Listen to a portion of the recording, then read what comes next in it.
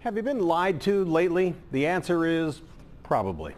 Maybe not a big lie, something experts call a social lie. That's a white lie to you and me. Reading people is a science, one you can learn. Last night we gave you some tips to recognize a liar and a test with 3 storytellers, and then we left it up to you to tell who is telling the truth and who's lying. Local 12's Deborah Dixon shows us how you did. With Pinocchio, spotting his lie was easy. His nose grew whenever he didn't tell the truth. In real life, reading faces is still the key. There are some reads that are universal, but you really have to pay attention. Microexpressions are the smallest of movements in your facial muscles that indicate your emotions about the topic you're being asked about.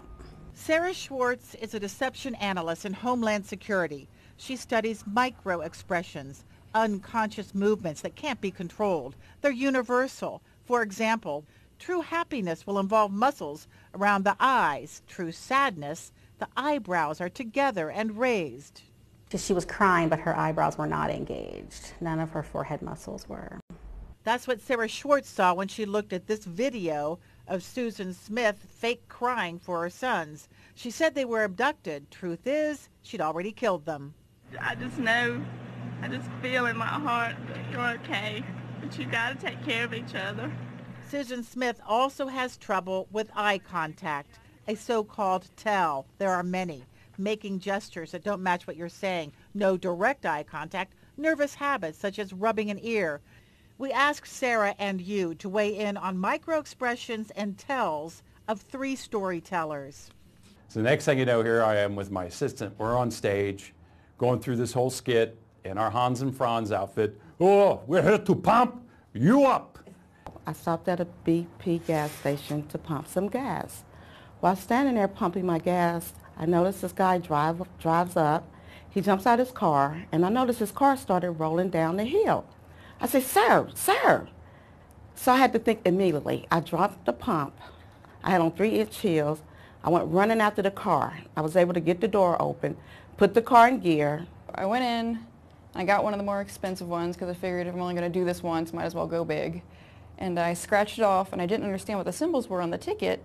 And so I gave it to the woman at the counter who we know each other because I stop in there a lot, and she looks at it and she just goes, Shelby, you just won $2,000. It was production assistant Shelby's scratch-off story that had Sarah Schwartz rewinding for another look. I would say holding her hands are her tell. She does mess with her hands. When she talks about when she won, and they explained it to her, she had extreme exaggerated surprise eyebrows. She exaggerated surprise. So that would be her microexpression. That would be a tell. Her expression did not fit the story. It was exaggerated, right. Shelby lied about the $2,000 scratch-off win. Videographer Tim really did perform at a Longaberger Basket convention. And business assistant Diane really did jump into a runaway car with heels.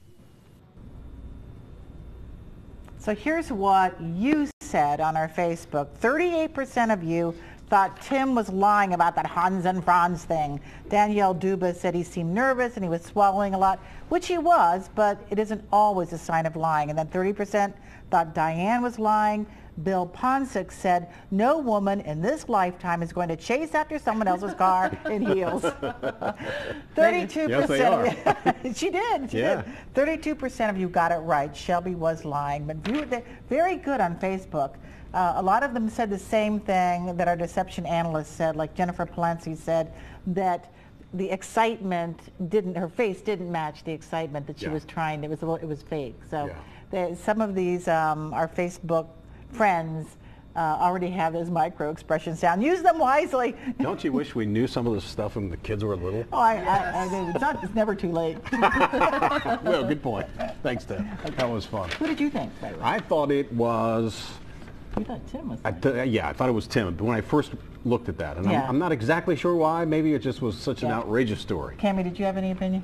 I just knew that Diane was telling the truth because I could see her running in those 3-inch heels. That's just like her. Yeah, good story, Deb. Thanks.